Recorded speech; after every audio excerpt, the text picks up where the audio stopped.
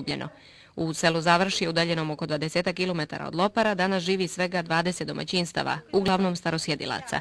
Omladina je, kažu, otišla u potragu za boljim životom. Među rijetkima koji su se ovdje zadržali nakon rata jeste porodica Radovanović i upravo u ovom skromnom domu rođena je prva beba Stojana i Danijele Radovanović. Ona kaže da život u Završju danas nije nimalo lak, naprotiv. Puno je težak.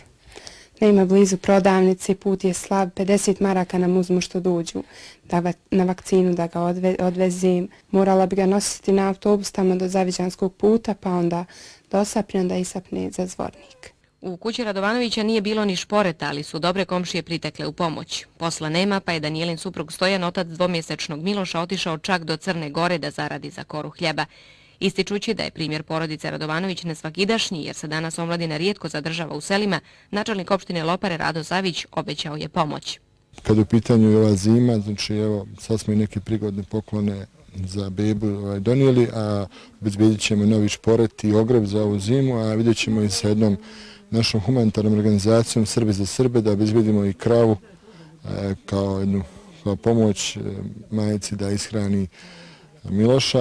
U ovom malom selu Vrh Majevice prije rata bila je škola, ambulanta, nekoliko prodavnica. Danas do prve prodavnice nejake staračke noge mještana prepješače i do 10 km.